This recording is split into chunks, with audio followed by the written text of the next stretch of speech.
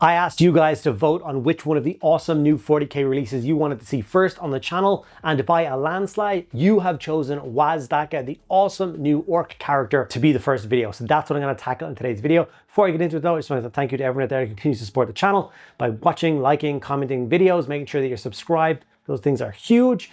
But everyone out there that goes the extra mile and supports over on Patreon, you guys literally keep the lights on and the cameras rolling. And as a big thank you to you guys, we try and give back as much as possible with extra videos, access to podcasts, access to a private Discord server, and we do giveaways every single month. This month, thanks to the sponsor of today's video, Underworld Gaming, we'll be giving away this awesome Elder Raider box set. So if you want to be in with a chance of winning that box set, all you need to do is be sign up to the Patreon at any tier. Okay, let's dive in and get this awesome orc painted up. Okay, so this is the monster himself. As you can see, he is a very large model. He definitely is a war boss mounted on a bike. I absolutely love his crazy pose. When I first seen him, I thought he was kind of too much in an action pose to be like a gaming piece. I felt like he was almost like just for painting. But then a friend of mine actually sent me a picture of someone who converted him to get rid of all of the craziness and just have him on the base. And it just loses all the magic. So I'm completely converted to the kind of Wazzy jumping off the ground one. Now, the model can seem really complicated. I'm going to show you how to paint it in a very fast and very efficient way. And there's one trick to this, and that is rust. Now, the bike has lots and lots of great details. Those armor plates are amazing. All the different skulls and motifs are super cool, and all those kind of bits and pieces. But then there's lots of awesome detail kind of underneath all of those sections, which are really nice, but you're not going to go in and spend hours painting them. And if you don't paint them, kind of like if you go in and paint the armor panels first, then you're getting in and trying to paint behind things for like the gasket head and the cylinders and, you know, the chain, and you know, it's a nightmare. So I started with a solid coat of a nice dark brown paint. And then I went in and stippled all of that with Ryza Rust. Every single bit that's brown, everything that's supposed to be metallic, so the entire bike, I even did the power claw in Wazdakka's right hand, all done in that brown. And we're going to stipple it all with this orange paint, which is, of course, Ryza Rust. And we're going to make sure we get in at all those nooks and crannies, make sure we get all over the engine and all those kind of bits. After that, we're going to go into Fire Dragon Bright. We're going to do the same step again, but just lighter. As you can see, I'm moving with much more kind of practiced ease and just light touches across that just to leave a little bit of that orange behind. Multi-layered rust, it always makes a little bit more of an impact if you spend a little bit more time going for the extra orange. And then when that's fully dry, we're going to go in with a light dry brush of Lead Belcher all across all those sections again, which is really going to sell that rust technique. Now, what we have done is we've basically painted all of the under frame of the bike the color we want. We're going to leave it this color. We're going to add some oxidization to it later on, which will obviously add a little bit more color, which is really nice. But it's going to like relieve the pressure for us of worrying about all those little details that people are never going to look at when they pick up or look at your miniature. They're not the key focal pieces. Those are going to be painted by hand now. But like I said, this whole underframe is done. We can stop worrying about those. So let's start slapping color on top of this and showing you how quickly the model transforms with that. So the first thing I'm going to do, very quick and very simple, is I'm going to get some jet black matte paint. Is that the right way of saying those words in that order? Matte jet black paint. Matte black paint. So I'm going to use some Black Legion contrast paint, and I'm just going to paint back over all of the tires. I say all of the tires like there's more than two. The two tires are going to get painted with Black Legion. I mean, this is going to knock them in really nicely. And once again, start to break apart all of that color. After that's done, it's time to start working on those armor panels. Wazdakka is, of course, a speed freak. Speed freaks like red. So the first thing we're going to do is grab Mephiston red. And we're going to start blocking in all of those armor panels that we think deserve to be red on the bike. I just followed the box art about which panels, although they never, or so far, have not shown off the right-hand side of the piece. So there is actually a Gretchen that's supposed to go on the right-hand side. He's not going to be painted in today's video. I might paint him as a Patreon exclusive video, maybe, and then add him onto the bike later on. But I basically had a day to paint this guy, and I didn't think I had time to paint a whole other little character to glue on. That would have slowed me down a bit too much. So unfortunately, this guy got left to the wayside. We'll get to him later on. But you can see I am taking my time and being careful because I don't want to hit any of those rusty parts, because like I said, those are pretty much done. Evil Sun Scarlet was used for the mid-tone, once again going in and attacking those sections, but being careful, leaving some of them in Fist on red behind in some of the darker shaded areas, and really bringing up that armor panel color and some of the raised sections with that Evil Sun Scarlet. And with that in place, it's time for the first edge highlight, which will be Wild Rider Red, and we're going to go around all the edges. You don't have to be too neat and tidy. People always worry themselves about edge highlights being like super like neat and straight. That's not how they work. If you zoomed in on even an Envy Metal paint job like really close, you would see that those brush strokes are not as neat and tidy as you think. The effect is sold after you've kind of done it across the entire miniature. No one's going to focus on each individual brush stroke. They're just going to notice the effect as a whole done. Now, this is the weird one. A friend of mine put me onto this, where the last highlight you do on red is Towlight Ochre. He does it for his Blood Angels. I think he got it off an Envy Metal guide. I gave it a go on a Blood Angel myself, and it looks really good, and it's such a simple thing. So I've been carrying that across to some of my red paint jobs over the last couple of weeks, and it looks awesome. So it's just at the very sharpest points.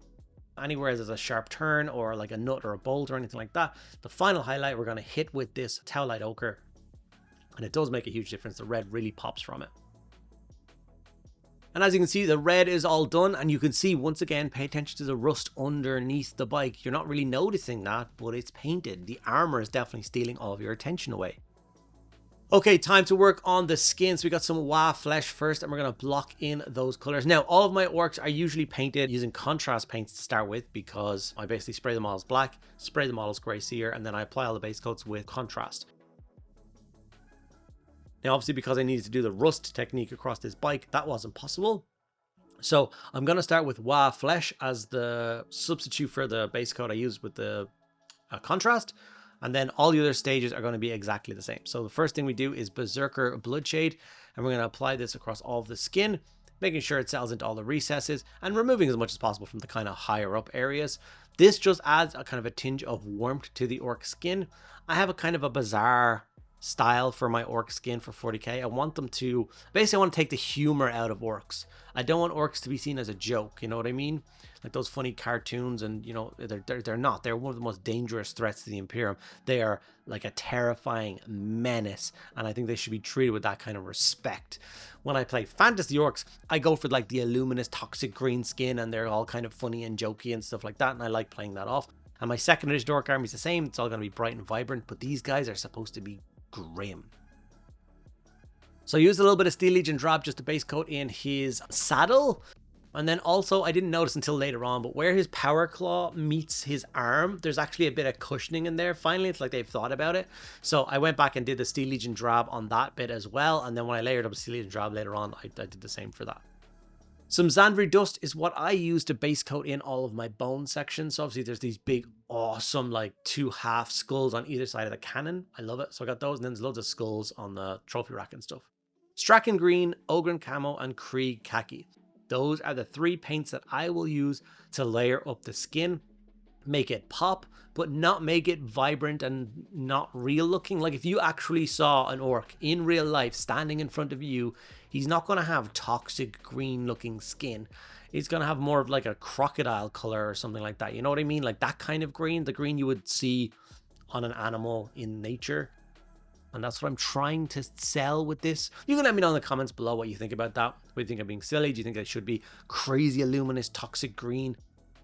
Or whether you like my more kind of realistic tone.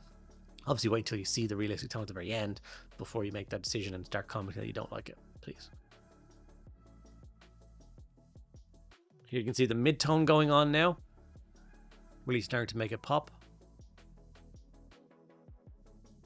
I'm going to once again just say and mention again and just pay attention to the fact that all the underneath of the bike is painted with that rust. It's so simple. Like a lot of people will start this paint job by like painting the orc and then painting the armor panels. And then they're going to get super frustrated with like, what are you going to do? Paint a bright silver engine block underneath it? Are you going to paint like, how is it going to work? And I think this way it follows that old rule, which a lot of people seem to have forgotten these days, which you're supposed to dress your miniatures or paint from the inside out. The deepest parts of the paint job should be done first, and then as kind of each layer that comes out, you paint on top of that. It makes your life a hell of a lot easier. And it's definitely sped this paint job up immensely. I think it's taken away the most annoying part of it, which would have been that subframe. Going in with that last highlight with the green, that ogre in camo. You can see that it looks really nice. There's certain details on this model that you will not see me painting. I've recorded it all. But if I added in every single tiny section, the video would have been 35 minutes long. Like painting up his goggles and painting up the lights on the front of the bike and stuff like that. Your goggles, I'm sure, will be a color. You have an idea in your head of what's like Space Marine eye lenses. People paint them all different colors. So yeah, just bear in mind that there will be a few details on this which will get left off. I didn't show painting the base, but there is, you know, broken track guard, there's an orc skull, there's a dead Cadian, all strapped across this base, and I did actually go in and paint them all, so it just takes a little bit of time. Some Mechanica Standard Grey was thrown across the rocky outcrop on the base, and I used some Dark Earth from AK Interactive as the texture paste, and then I threw a sepia over all of the bone sections. So once again, those two half skulls on either side of the massive cannon, and then the trophy rack is obviously festooned with skulls. We returned to Ryza Rust, and we did this across the entire base. Now at this stage, I thought the kind of end of the like flamey plume thing that's coming out of the back of his bike was still fire, not realizing that that whole section touching the base is actually supposed to be like kicked up dirt. So later on, I will go back and paint that in a dark brown, dry brush that up with the rust, dry brush that up with the bone to make it blend in with the base, and that will just happen. It will not be done, and then you'll click your fingers and it will be done. For the fire, I'm going to do my traditional backwards fire technique. I'm not going to go into the whole why and how and stuff. I've talked about that a million times before. But it's a very simple thing. I dry brush the whole flame red. Then I'm going to dry brush the whole flame orange. Then I'm going to dry brush the whole flame yellow. And then I'm going to dry brush the whole flame white. Getting less and less and less pressure on the flame with each pass. With each color, just getting less and less and less. Until it stands out and it looks kind of like a ball of exploding fire out the back of the bike. You can overshoot the bike and hit some of that like actual engine section. Just adds a little bit more to that kind of glowy technique.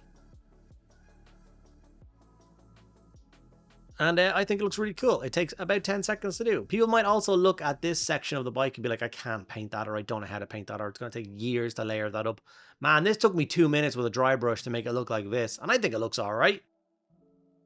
Yeah, you let me know. Oh, look, the ground is suddenly fully painted. How about that? Okay, we're coming into the end game of this awesome piece now. I really do like him now. I did take some of the Ryza Rust and the bone when I was dry brushing the base, and I went a little bit over the wheels as well, just to make it look like it blends into the scenario. Scene. Morghast bone and Ushabti bone were the two colors used to then highlight up all of the bone sections across this. I did take special care with the skulls because I just think they're so cool on the front.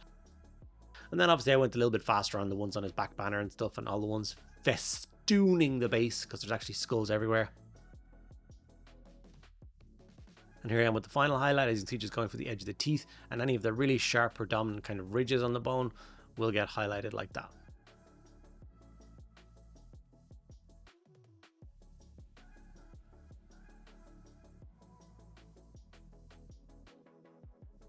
Now with that, we are coming into, like I said, the very, very end now. I just quickly black in his vest as well, tidying up anywhere where the skin might have hit it while I was painting it. I did paint in his white top collar. It was just Celestra grey and then a little bit of white built up. Once again, I don't think it was very interesting footage, so I did record it and then I did just leave it out. I decided to paint the Space Marine helmet up on the back banner as a veteran helmet, so just white, so it fits into a bunch of different chapters. And same thing again, it was just Celestra, Ulthwan, and then just a little bit of white at the end. I decided to go for green for all the kind of eye lenses and stuff and his goggles.